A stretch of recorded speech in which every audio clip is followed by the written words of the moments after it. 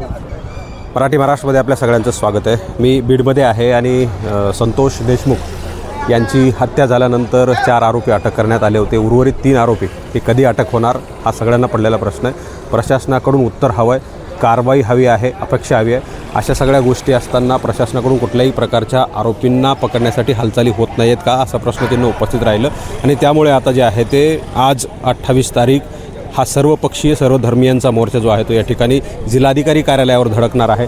अशा प्रकारची ही जी परिस्थिती आहे ती तैनात करण्यात आलेली आहे। मोठं स्टेज जे आहे ते या ठिकाणी आपल्याला पाहायला मिळतं। भव्य मूक मोर्चा आणि दुसरीकडे सरपंच संतोष देशमुख यांची हत्या, माणुसकीची हत्या अशा प्रकारचं इथं जे आहे ते मोठं बॅनर लावलेलं आहे। पलीकडे जिल्हाधिकारी कार्यालय आणि त्याच्याच समोर जे आहे ते हे सगळं भव्य असं जे या ठिकाणी नगर रोडवर जे आहे ते सभा आणि इथून जे आहे ते संबोधित केलं जाणार आहे। इकडे जर आपण पाहिलं तर मोठा पोलीस फोर्स पाहता आणि इकडे सगळी परिस्थिती जी आपण पाहिली तर शिवाजी महाराज पुतळ्यांपासून नगर रोडपर्यंत जे आहे ते सगळी ट्रॅफिक जे आहे ते बंद करून ठेवण्यात आलेली आहे।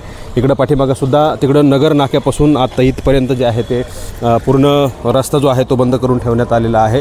इकडं सगळी परिस्थिती आटोक्यात यावी, कुठल्याही प्रकारचा अनुचित प्रकार होऊ नये अशा प्रकारची पूर्व काळजी घेत पोलीस प्रशासनाकडून चोख बंदोबस्त या ठिकाणी लावण्यात आलेला आहे। जवळजवळ आसपासच्या 4-5 जिल्ह्यांमधून जे आहे ते इथं आंदोलनकर्ते या ठिकाणी येऊ शकतात, हजारोंच्या संख्येने या ठिकाणी येऊ शकतात, गर्दीचा उच्चांक गाठला जाऊ शकतो अशी सगळी परिस्थिती ओळखून जे आहे ते इथल्या प्रशासन जे आहे ते चोख बंदोबस्त या ठिकाणी ठेवण्यात आलेला आहे। संतोष देशमुख यांच्या मारेकऱ्यांना तात्काळ फाशी देण्यात यावी अशा प्रकारची मागणी जी आहे तिथून करण्यात येणार आहे। या ठिकाणी आमदार संदीप क्षीरसागरसुद्धा स्टेजी आणि या ठिकाणची परिसराची इथल्या सभास्थळाची पाहणी जी आहे ते करतात।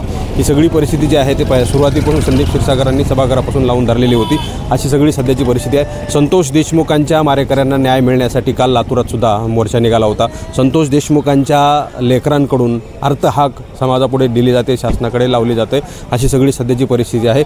या सगळ्या परिस्थितीमधून प्रशासन काय नेमकं पाऊल उचलतं, आरोपींना अटक करणार आहे का या सगळ्या गोष्टींकडे सर्वांचं लक्ष लागलेलं आहे। कॅमेरा पर्सन परिवर्तन जाधव सह मी संग्राम धनवे, मराठी महाराष्ट्र।